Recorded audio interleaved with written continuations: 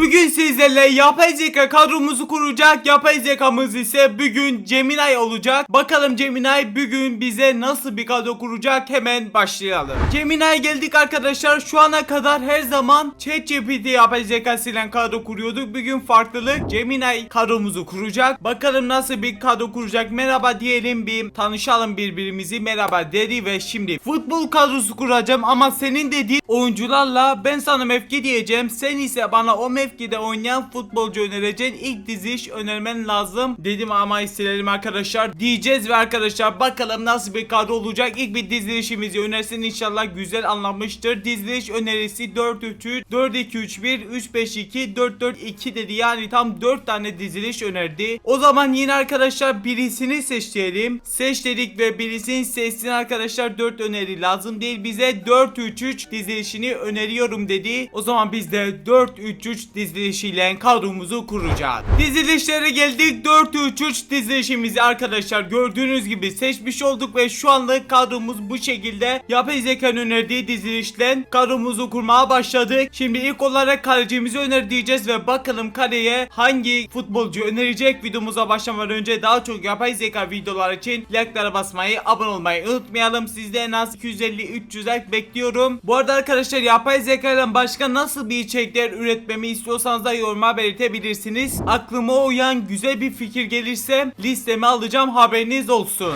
İlk kaleciyle başlayalım. Kaleci önerir misin dedik yapay zekamıza ve mesajımızı yolladık. Bakalım hangi oyuncu önerecek. Manuel Neuer'i önerdi arkadaşlar. Gördüğünüz gibi burada yazıyor, görmeyen ne varsa diye işaretleyeyim. Şimdi Neuer'imizi alalım ilk transfer olarak. Neuer'i almaya geldik. 104 elin kartı varmış en yüksek olarak. O zaman bize satın al dedik. Dereceli hallerine baktığımızda güzel bir şekilde en iyi hali varmış. 265 milyona hemen satın al dedik ve onayla diyerek 109 genlik ilk transferimiz oldu yapay zekanın önerisiyle. Hemen kadromuza da ekleyelim oyuncumuzu. İlk olarak bulmamız lazım. 109 gendi. O yüzden birazcık daha üste kaldı ve bulduk oyuncumuzu, kadromuza ekledik. İlk transferimiz tamamlandı. Şimdi tam olarak defans hattına geleceğiz. Kalecimizi hallettik. İlk olarak o zaman sağ bekimizi alalım. Bakalım kimi önerecek yapay zekamız. Sağ bek öner dedik ve bakalım neyi önerecek. Sağ bek kısmına Eşref Hakimi önerdi. Hakimi'nin bildiğiniz gibi çok kötü kartı vardı. Yani temel haliyle kartı vardı ama Şampiyonlar Ligi kazandığı için sonunda kartı gelmişti. O yüzden 109 genlik olması lazım. 109 gen kartını alalım. Tam da tahmin ettiğimiz gibi 109 gen hali var. Hemen satın al dedik ve dereceli hallerine baktığımızda en iyi 2 dereceli hali de varmış. İnşallah bir gün coins'imiz yeter çünkü çok felaket iyi oyuncular önerdiği için yapay zeka. İnşallah coin sıkıntısı çekmeye şimdilik 1 milyar 890 milyona hemen satın al dedik ve onayla diyerek 114 genlik kartı aldık. Şimdi ise kadromuzu ekleyelim ve seçtik. Sağ bekimize Hakimi'yi eklemiş olduk. Son artık arkadaşlar 7 milyar gibi bir coins'imiz kaldı. Getirmemiz lazım. Ona göre transferler almamız lazım dereceli halleriyle. İnşallah güzel bir kadro olur video sonuna kadar. Bu arada bildiğiniz gibi cezalı da tek tek maçına geçeceğim. Haberiniz olsun. Önceki videoda biraz tek maçı kolay olmuştu. Ana hesapta çektiğim için bu sefer zor olacak. İnşallah güzel maç geçer.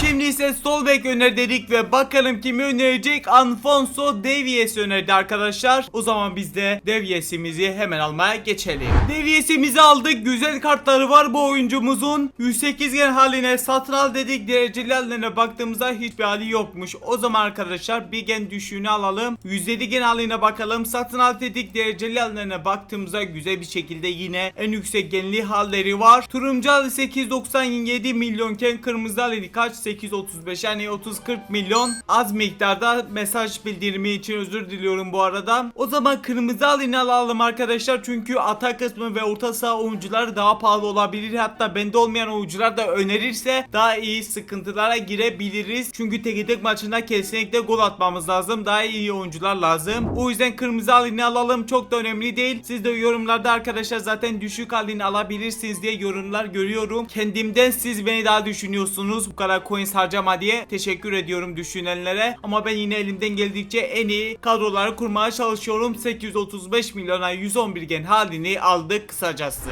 Geldik kadromuza 111 genlik Davies'imizi sol bek kısmına ekledik ve ikinci defans oyuncumuz da tamamlanmış oldu. Şimdi stoper hatlarımıza geçeceğiz. İlk olarak Gemini'den sağ stoper önermesini isteyeceğiz. Bakalım kimi önerecek. Sağ stoper stoper öner dedik ve hemen enter'ımıza tıkladık. Bakalım kimi önerecek? Ruben Dias önerdi arkadaşlar. Yine bende olmayan kartlardan birisini önerdi. Yapacak bir şeyimiz yok. Buna da coins hemen harcayalım. Ruben Dias almaya geldik. 107 genlik en fazla kartı varmış. O zaman satın al dedik hızlı bir şekilde. Dereceli hallerine baktığımızda arkadaşlar sadece gözüken mor hali varmış. O zaman mor halini alacağız. 110 genlik bir halini alacağız yine. Hemen satın al dedik ve 10 hale diyerek 110 gen Ruben Dias'ı sağ stoperimize ekliyoruz. Geldik hemen kadromuza ve hızlı bir şekilde 110 gen Ruben Dias'ımızı sağ stoperimize eklemiş olduk ve son defans oyuncumuz kaldı artık. O da sol stoper. Gördüğünüz gibi bakalım oraya kimi önerecek? ChatGPT, pardon Gemini. Ağız alışkanlığı diyorum ve sol stoper öner dedik. Bakalım kimi önerecek derken Van Dijk'i önerdiği çok sevdiğim bir oyuncudur ama kartı galiba bende var ama çok yüksek genli bir kartı yoktu. Ama arkadaşlar gördüğünüz gibi kırmızı haliyle 108 gen Van Dijk olduğu için ve bende olduğu için arkadaşlar direkt bunu kadromuza ekleyelim. Coins harcamamış oluruz arkadaşlar çünkü coins kasmak çok zor. Para yatırmadan kasılmıyor zaten, güzel bir şey. Ve ben de güzel kadro kurmak istediğim için çok coins harcıyorum. Kesinti yapıyor. Çok coins gidiyor. O yüzden bende olan çok aman düşük olmadıkça pazardan almaya çalışıyorum. Van Dijk bende olduğu için direkt ekledik ve şu anlık defans oyuncumuz Gemini'nin önerdiği defans hattımız bu şekilde oldu. 98 yene kadar yükseldik. Şimdi arkadaşlar 3 tane MO oyuncusu önerteceğiz Gemini'ye. İlk olarak sağ merkez orta sahamızdan başlayalım. Sağ merkez orta saha öner dedik ve enter'ımıza tıkladık. Bakalım kimi önerecek? Kevin De Bruyne önerdi arkadaşlar. Bende var mı? Bir bakayım. Yoksa direkt pazardan MO kartı varsa onu alacağız. De Bruyne almaya geldik arkadaşlar. Şu anda gözüken gördüğüm kadarıyla güzel kartlar olarak 104 gen bir MO kartı var. Bir de 105 gen ofansif orta saha kartı var. Bize MO lazım olduğu için ve bir gen düşük çok önemli olmadığı için arkadaşlar 104 gen halini alacağız. Satın al dedik. Dereceli haline baktığımızda hemen hiçbir şekilde sıkıntısız 320 milyona da en iyi hali varmış. Satın al dedik, 10 hala diyerek 109 gen ilk orta saha oyuncumuzu aldık. Geldiği kadromuza 109 gen Kevin De Bruyne'mizi sağ MO kısmına eklemiş olduk. Şimdi orta sahamızın ilki tamamlandı. Şimdi o zaman tam tersi sol MO, sol merkez orta sahamızı öner diyeceğiz. Bakalım kimi önerecek? Bende Bellingham kartı var. İnşallah ya merkezin merkezine ya da sol MO'ya Bellingham önerir. Oraya coins harcamamış oluruz. Şimdi sol merkez orta saha öner dedik arkadaşlar. Şu anda çok sorunsuz ilerliyoruz. ChatGPT bazen bizi çok sinirleniyor. Videolarımı izlenebilir zaten. Şimdi sol merkez orta saha öner diyeceğim arkadaşlar ama like'lara basılmadıysa lütfen en az sizlerden 250-300 like bekliyorum. Abone olmayı da unutmayalım. Artık bir 10.000 abone olalım. Biraz abone artışımız yavaşladı. İnşallah yine toparlarız. Hızlı ilerleriz. 2026 başlayana kadar 100.000 abone hedefim var. İnşallah birlikte başaracağız. Elimden geldikçe her zamanki gibi en iyi videoları yapmaya çalışıyorum. Destek veren herkese şimdiden teşekkürler ve öner dediğimizde bakalım kimi önerecek? İnşallah Bellingham önerir derken Federico Valverde önerdi. Bende kartı vardı galiba, yoksa pazardan almaya geçelim. Bende yokmuş, pazara geldik ve 107 genlik bir Valverde kartı varmış en yüksek olarak. Hemen satın al dedik. Dereceli hallerine baktığımızda güzel bir şekilde 705 milyona en iyi hali de varmış. 112 genlik halini de aldık. Şimdi ise kadromuza geldik. Valverde'mizi aratmıştım bende var mı diye, ondan tek gözüktü. Hemen sol meo kısmına ekledik ve orta sahamızın ikinci transferi de bu şekilde oldu. Valverde'nin kartı da bu arada arkadaşlar çok güzel gözüküyor. Gözüme çok iyi geldi. Neyse önemli değil. Şimdi merkez orta sahanın merkezine, tam ortaya oyuncu önereceğiz. Merkez orta saha öner diyeceğim. Bakalım kimi önerecek. Merkez orta saha öner dedik ve inşallah Bellingham önerir. Çünkü bende kartı vardı ama gitti Rodri önerdi arkadaşlar. Rodri'nin arkadaşlar MO kartı yok ise bir daha öner desek mi arkadaşlar? Onu düşündüm. Çünkü MO Rodri çünkü galiba yoktu. MDO kartları var %100. İkinci pozisyon olarak MDO kartlarında MO varsa kadromuza ekleriz. Yok ise Gemini'ye bir kez daha merkez orta saha öner diyeceğiz. Bakalım var mı?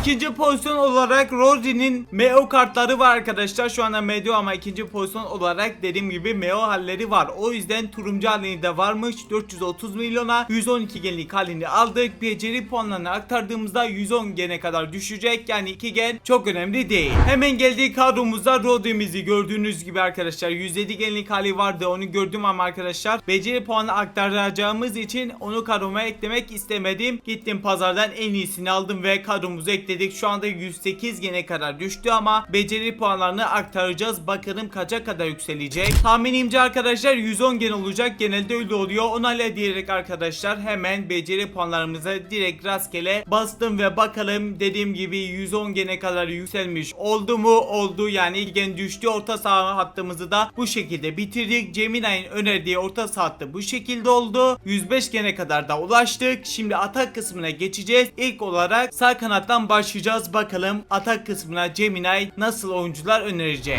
Sağ kanat öner dedik ve ilk atak oyuncumuz bakalım kim olacak? Lionel Messi geldi. Bak çok iyi bir oyuncu geldi. İlla ki Ronaldo'yu da o zaman önerecek. Messi önerdiyse arkadaşlar ve Messi'nin kartı bende olduğu için güzel oldu hatta bizim için. Direkt kadromuza geldik. Niye mi arkadaşlar? Bende Messi kartı var dediğim gibi. Tümünü sıfırla arama dedik ve arkadaşlar sağ kanat kartı yok ama turuncu dereceli haliyle bende olduğu için beceri puanlarında aktarılmış olduğu için arkadaşlar tam 112 geldik. Bir tane Messi kartımız oldu. Normalde bu 3 milyar falandır illaki bu kart. Yani güzel bir şekilde kar yapmış olduk arkadaşlar. Sağ kanatımızı 0 coins ile tamamladık. Güzel oldu. Şimdi sol kanata direkt geçelim. Şimdi sol kanat öner dedik ve arkadaşlar bakalım ne önerecek? Vinicius Junior önerdi arkadaşlar. O zaman Vinicius Junior kartını hemen alalım sol kanata.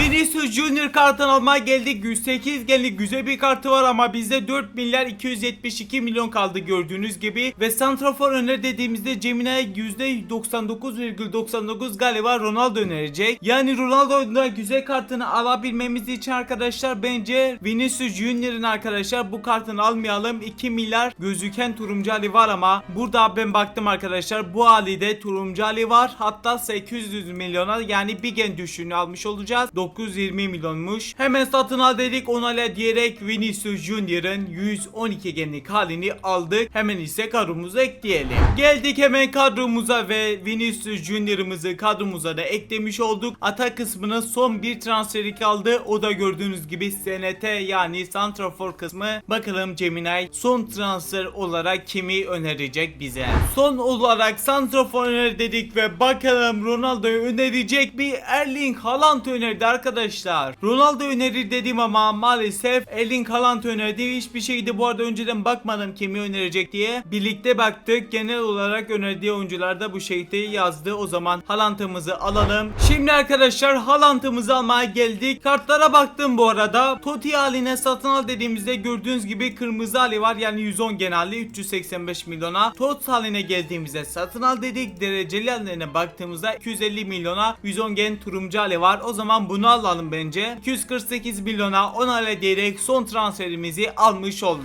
Haaland'ın arkadaşlar gördüğünüz gibi iki kart hali bende vardı ama yine ben son transferdir. Coins'imiz yettiği için yine pazarda almayı tercih ettim. Yine coins harcadım. Haaland'ımızı da kadromuza ekledik. Gemini'nin önerdiği atak kısmı da arkadaşlar gördüğünüz gibi bu şekilde oldu. 111 genlik güzel bir kadro kurduk. Genel olarak da yapay zeka Gemini'nin önerdiği kadrosu bu şekilde. Bu arada ChatGPT ve yapay zeka Gemini'nin önerdiği kadrolarıyla kapıştırma videosu gelmesini istiyorsanız da bu video 300 like 400 like bekliyorum. Ki yapay zekanın kadrolarını kapıştırırız arkadaşlar. Bakalım o da güzel bir video olabilir. Şimdi isterseniz onu boş verelim. Like'lara atıldıysa, abone olunduysa cezalı maçımıza geçelim. İnşallah ceza çekmeyiz. Beraberlikte 2 kişi koruma hakkım var. Ceza çekiyoruz. Kaybedersem 1 kişi koruma hakkım var. Yine ceza çekiyoruz. Kazanmaktan başka şansım yok. Rakibimizin kadrosu bu şekilde. Bizim de kadromuz bu şekilde. Hemen maçımıza başlayalım. İnşallah kazanmasını biliriz.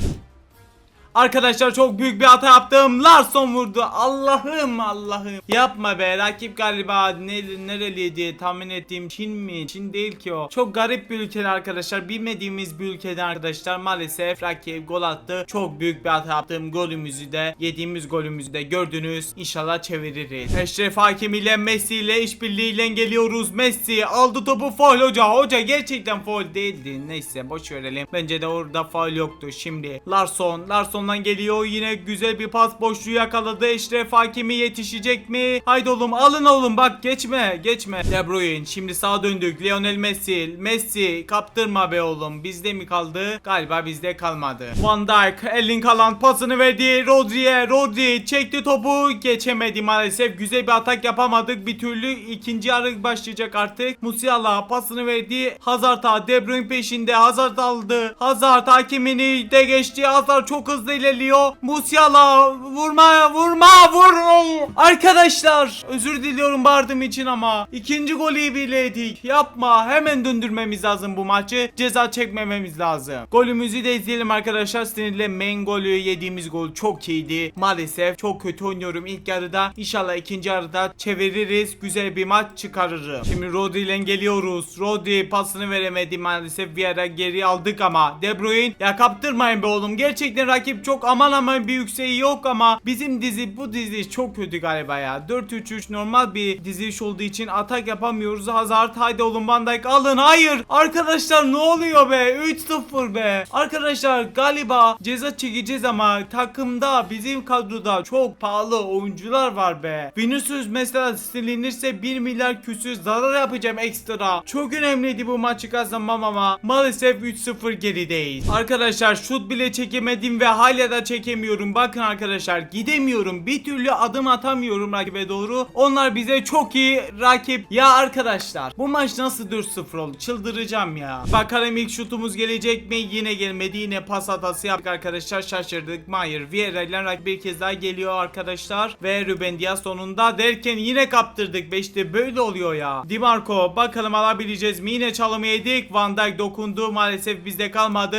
Ve çok iyisin o yer. Ama yesek de önemli değil. Yemesek de önemli değil. 90 oldu artık. Çevirmemiz imkansız. %100 ceza çekeceğiz arkadaşlar. Uzaklaştıralım bari, 5 yemeyelim. Musiala, Van Dijk dokundu. Erling Haaland, Messi, hadi oğlum ilk şutumuz gelsin bari. O da gelmedi gibi duruyor. Maçımız artık bitsin. De Bruyne uzaklaştırdı. Hazard'la top. De Bruyne bir kez aldı. Pasını verdi ama offside'e yakalandık. Maç bitti artık arkadaşlar. İstatistiklerimizi görelim, sonra cezamızı çekeceğiz. Arkadaşlar istatistiklerimiz de bu şekilde. 0 şutla maçı bitirmeyi başardım. Helal olsun bana. İlk 11 arkadaşlar gördüğünüz gibi çarka yazdım ve yenildiğim için bir kişi koruma hakkım var. O da Lionel Messi kartını korudum gördüğünüz gibi ve bakalım kim silinecek. Sildiğimiz oyuncuyu belirledikten sonra arkadaşlar artık farklı bir şekilde ceza çekeceğiz. Bunu da belirteyim. Çünkü böyle yaparsak yüksek gelinli bir coin gelirse artık batarım. O yüzden arkadaşlar değiştireceğim cezamızı. Şimdi bakalım kim silinecek. Neuer geldi. Çok güzel olsun arkadaşlar. Bak gerçekten hiçbir şekilde hile orada yapmadım. İlk çevirişim ve Neuer geldi. Neuer kaç milyondu hatırlamıyorum. İlla ki 200-300 milyon falandır en fazla. Neuer'i silelim. Yeni ceza şeklimizi sizlere de göstereyim. Neuer'in fiyatı da arkadaşlar bu şekilde, yani en fazla 267 milyon zarar yaptım ekstra. Neuer'i silmeye geldik arkadaşlar. Antrenman dedik, aç dedik ve arkadaşlar gördüğünüz gibi 267 milyon gitti boşa. Şimdi isterseniz cezamızı çektiğimize göre artık ceza tipimizi öğrenelim. Artık cezamız bu şekilde olacak. Takaslara geldik arkadaşlar. Kazanırsak ceza çekmiyoruz zaten. Berabere kalırsak 100-211 genlik 40 milyonluk 5 tane limitli bu paketi açacağım. Berabere kalırsak yani toplam 200 milyon zarara gireceğim berabere kalırsak. Yenilirsem ise arkadaşlar bu pakete geleceğiz. 5 limite kadar harcayacağım. Yani 100 milyondan 500 milyon zarara gireceğim. Hatta belki de bugün 267 milyon zarar yapayım ekstra. Öbür günlerde yine kaybedersem 500 milyon bile gidebilir. Hem de paket açmış oluruz video sonunda. Bence ceza şeklimizi bu şekilde döndürmek daha mantıklı olur. Belki paketten belki güzel bir şey de çıkabilir. Daha güzel olur video sonları için. Bu ceza tipini beğendiyseniz arkadaşlar buraya kadar izleyenler yoruma belirtebilirsiniz ve like atıp abone olmayı unutmayalım. Cezamızı da çekmiş olduk kısacası. Yeni cezamızı da öğrendiniz. Son attığım 2 video ekranlarda çıktı arkadaşlar. İstediğiniz bir video tıklayıp o videoyu izlemediyseniz izleyebilirsiniz. Ben de bu kadar. Kendinize çok iyi bakın. Görüşürüz. Bay bay.